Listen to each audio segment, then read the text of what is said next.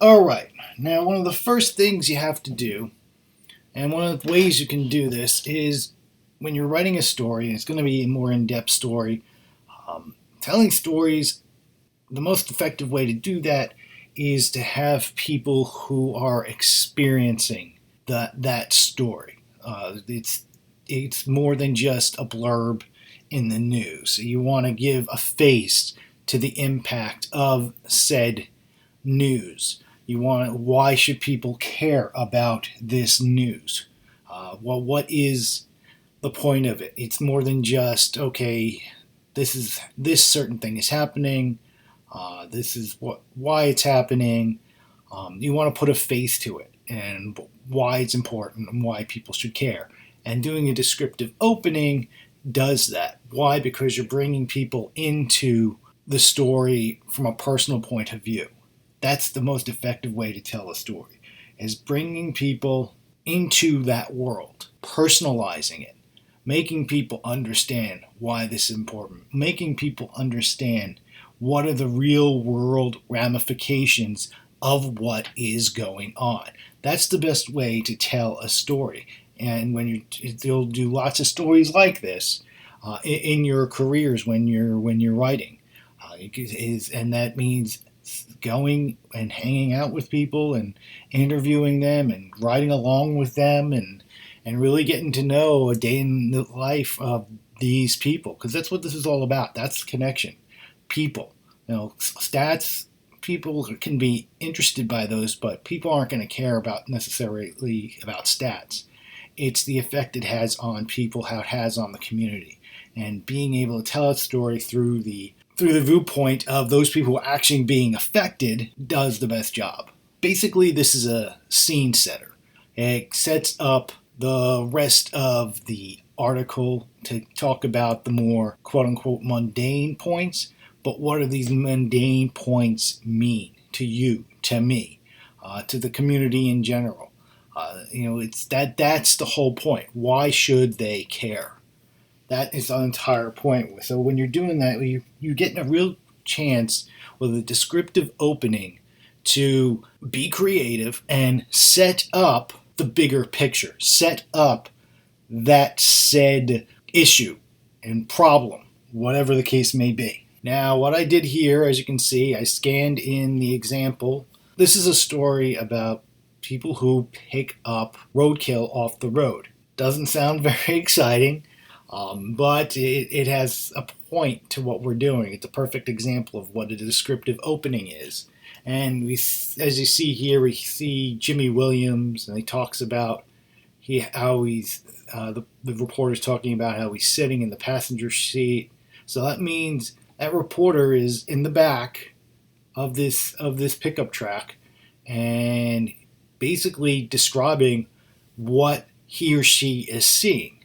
I mean, they go from what he's doing to the hair, his cheeks, and giving a comparison of the appearance of a golden retriever enjoying a summer car ride. This is very descriptive, and then this requires that reporter to pay attention to really minute details. That's the thing about being a reporter, taking a look at what's going on, looking at these details. That's the hardest part. I mean, you have to do, like I told you have to do a whole bunch of different things. When you go on a deep story like this, you have to really pay attention to this. And they're talking about, he's even paying attention to the type of car, the type of truck, what highway they're going down, and even twitches of heads, and really paying attention. So this person's really paying attention to every little move that this guy Jimmy is paying attention to. Everything that this guy Jimmy is doing, even what he says, and it's become almost like a novel in a way. In a way, it's kind of like a novel. And then even such things as noticing the road noise, Johnny Cash on the radio, and make sure it's a cassette player. So that gives it a little bit of more, a little bit more. It's such detail. It's a truck, it's a cassette player, Johnny Cash. Yes, these are the things that you have to pay attention to when you're out there. And then we see a part here where we see some action and some very descriptive writing there. He swings out of the cab with triumphant enthusiasm because they found something to get. Basically, they found a dead animal on the road.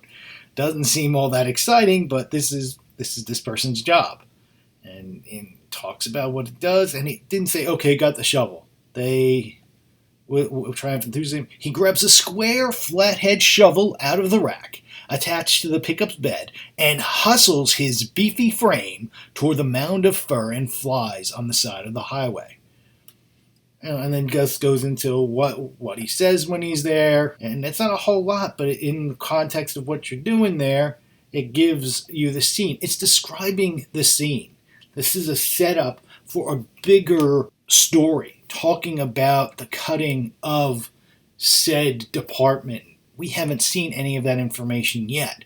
This is all to set up, okay, these are the people being affected. And this is a day in the life of those people who do work in this department, what they go through during every day. So they're trying to set the scene as best as possible, and that requires you to be extraordinarily observant, paying attention to the most minute details so you can set up said scene. Because you're writing about it, you do not have a visual aid such as with video. You're doing it with your words, so that makes it even much more important. Now, here's a little graphic of how to kind of go about dealing with that. There, what we just saw was an anecdote. I talked about the whole setup, and then we go to the hut graph, then we go to the nut graph. They call it a hut graph here. I don't know why. It's from the same book. It's from the same thing. It doesn't really make much sense to me, but anyway. And then you got the meat. I told you the meat and potatoes, the meat of the story.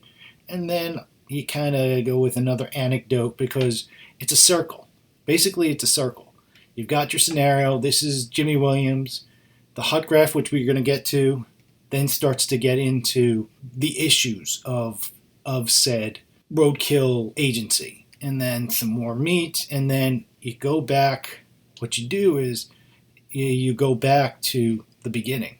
You go back to Jimmy. All right? Jimmy's the one who starts it off, and we come back to Jimmy at the end.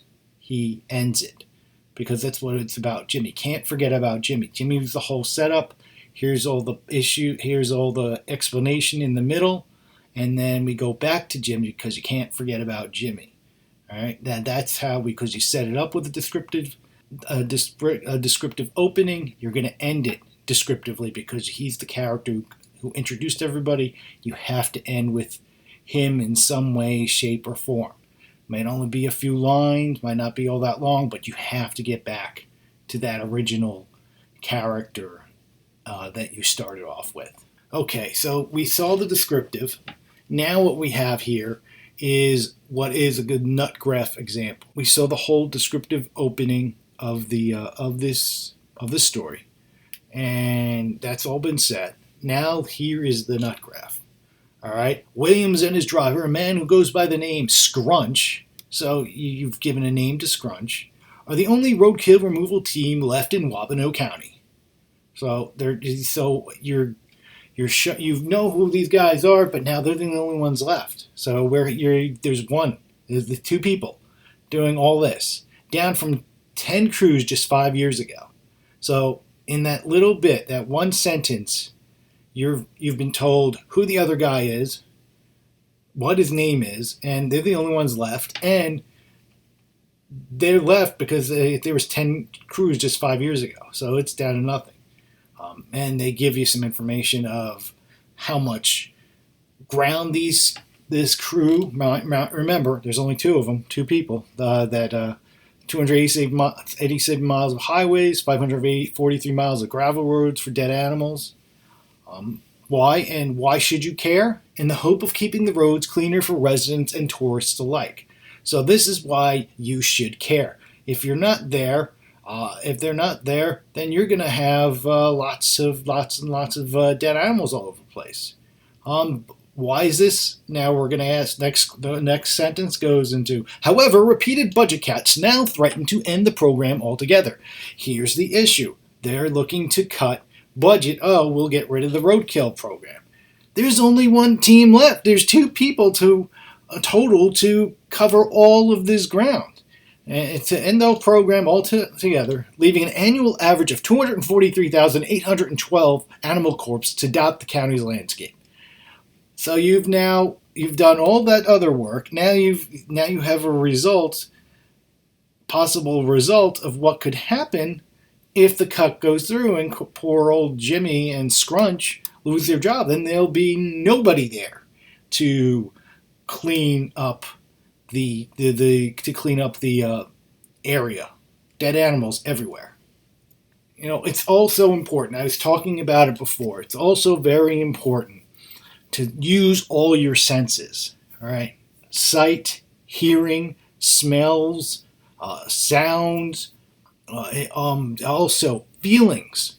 You go into any situation. I said this before, but go into any situation. There's a feeling in any given situation. It could be tense. It could be celebratory. It could be sad. It could be exciting. It could be scary.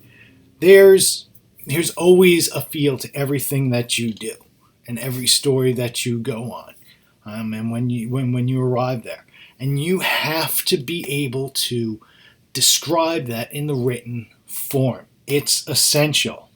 Okay, now we just figured out how to best build your story when going from the lead into the bridge and then into more of the background, and now we have to kind of build the body. And how are you going to build the body of this article? So basically what you have to do is there's a certain mentality when doing this. Sometimes they use subheadings, or it helps with the kebab approach, but lots of times you're not going to have the time, or you're not going to have the length of something that it's going to transition smoothly from one part to the next. So you kind of go with the mentality of making sure, one, you need breaks. You need breaks in your text to transition to the next part of a story. Or you're just going to have one big, massive monstrosity of text. And that is just going to scare anybody who's looking at this and reading this is like, I'm not going to deal with that. So you have to remember the format that you're in. You have to remember how you're writing and what you're writing and who you're writing for. It's got to be quick and brief, and it can't look insurmountable.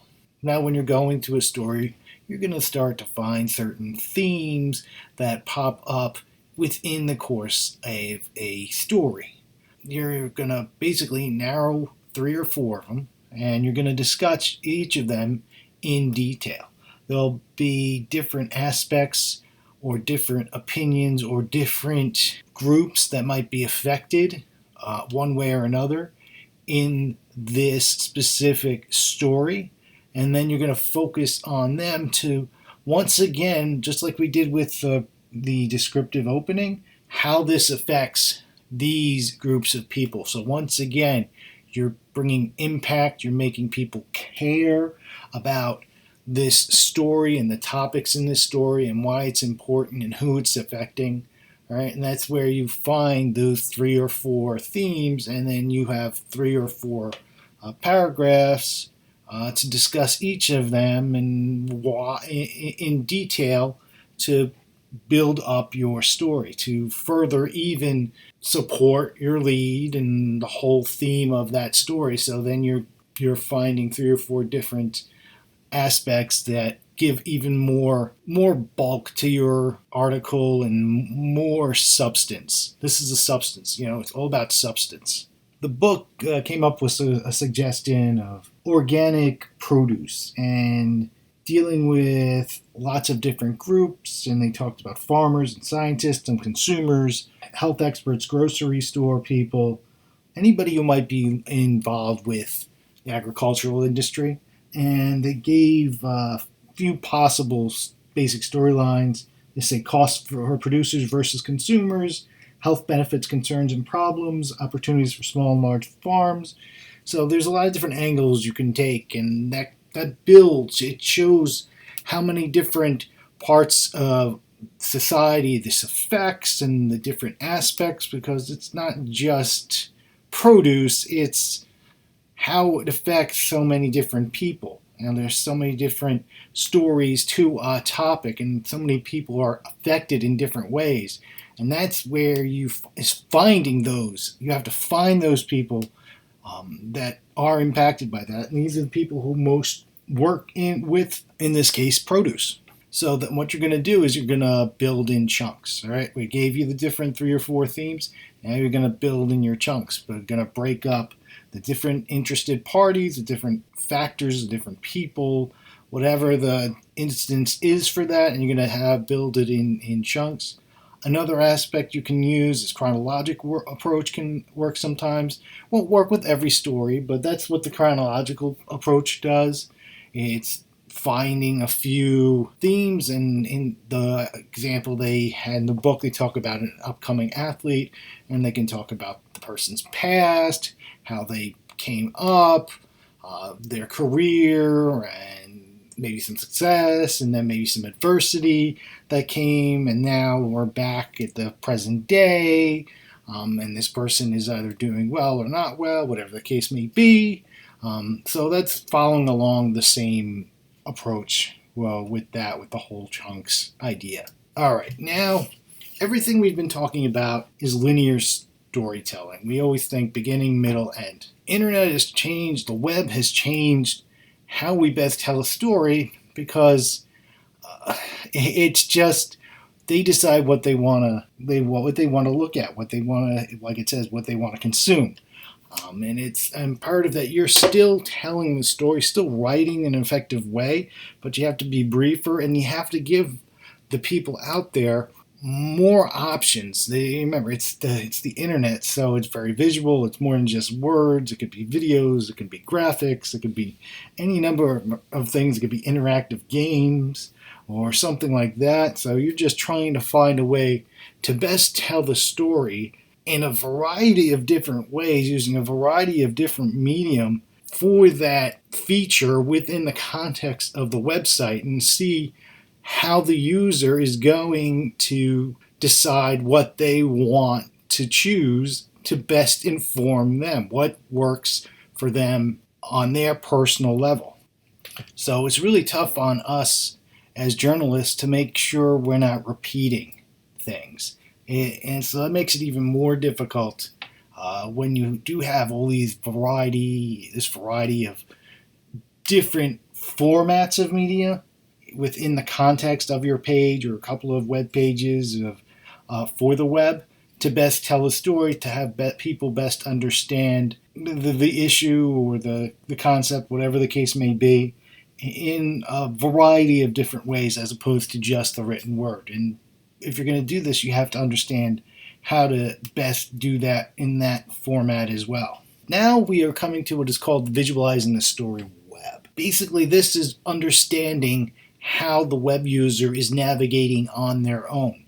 So this is the way to best understand what you're going to be putting specifically in for that story. And they used parking on campus, something I know I can deal with, and you all may have dealt with. It's popular topic for people right now. And you have to think about there's different aspects of that story. So how are we going to break it down?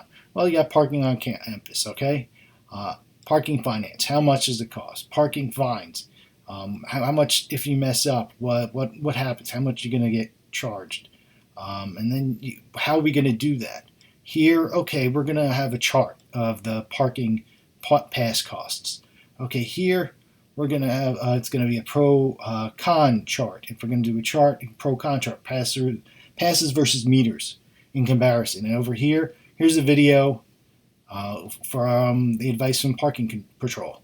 Well, this is how they should do this. And then they have comparisons to other schools, map of possible parking around the campus, rules for parking. So this goes from here to rules for parking. And then there's a graphic about the most unpaid tickets. So you're seeing how one is connected to another. It could be connected to another.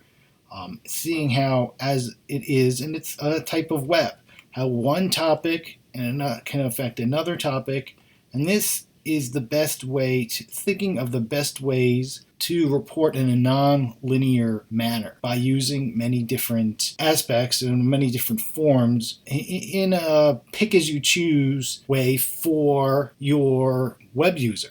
Best way to do in a non-linear way is have every item self-contained.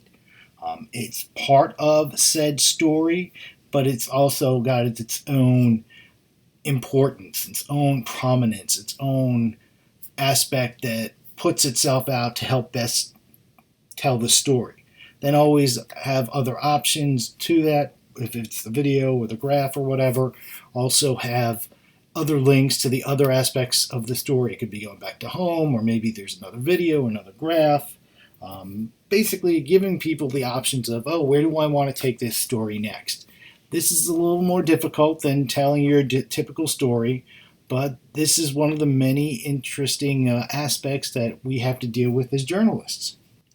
The way to break it down, and the way to break it down is short chunks again. You're gonna have short chunks because remember, they are not going to sit around for a long time. It's the web. There's a reason you have a lot of things going on, a lot of different pieces of media to best tell that story. So when you do write, it needs to be in short chunks. It needs to be brief and to the point, because especially in the nonlinear environment, people are making that choice, and they're not going to want to sit and read all that deep into this big monstrosity of an article. You know, there's other things they may want to take part in. So you got to remember that. But of course, then with the small chunks, short chunks, you still go back to that pyramid. It always goes back to the pyramid. It's a shorter thing. Always remember the rules of the pyramid: the lead, the body, and then the end. Okay, so remember, it still applies. It always goes back to the pyramid. All right, so you don't just throw out the rules. Once again, you got to go back to your original style, because it's a professional journalistic approach. And these are the big three things that you should remember about this chapter. Story should dictate your approach. Be flexible. Every story is different, okay? It's not all going to be the same. You're going to have different actors, different topics, different areas, different feels, different sounds. Yes, you still have your rules, but you still have to be flexible and still write within the context of said rules, all right? Whatever the best format for that story is, you use that. Remember, everyone is different. You have to take it by case instance. When you do a descriptive opening, you have to take your time. You still have to be clear. You have to pay attention to everything that's going around you. Sights, sounds, smells, feels, every little minute detail. You write it down, you pick it up, because that's what really gives the description. That's what gives the picture to the person reading. Being able to perfectly set up a scene with just your words is a very difficult thing to do, and it takes time to do that. So don't be frustrated if you start having problems at first, all right? Take your time with that description, because you want to be on top of it. Make sure you are paying attention to absolutely everything. That's another aspect of why I was telling you guys. You have to be able to pay attention to what's going on around you, because most people are just ignoring it. They don't even realize what they're missing. Journalists pick up things because they have to, because it becomes second nature. You might not be able to do it at first, but you will be able to after a while. And then give the story what it's worth. Give everything you have to that story. People keep saying, oh, you have the passion about it. Where do you think it comes from? You know, partially it is me, but this was perfect for what I do. You know, for this was a good industry for who I am. You know, it doesn't have to be this big, long, War and Peace diatribe of 700 pages, which you would never have in a newspaper anyway. But whatever you do write, especially in a more complex story, encapsulate what you've found, find the theme, find the heart of that story, be able to communicate in a way through that article, through your writing, that you captured that moment. You captured the essence of this story and a lot of times it's characters. Characters are what makes the story. Why? Because we want the people who are reading our stories to care about what's going on in there because of how it impacts them and how it impacts society. That's why we're here, okay? We're journalists, we're storytellers. You have to find the heart of that story and make sure you're able to properly communicate it out to your readers. All right, that's it. That's all I got for you this time. I'm going to do my best to get out the next one. I'll see you on the other side. All right, good luck. Stay safe and take care. All right.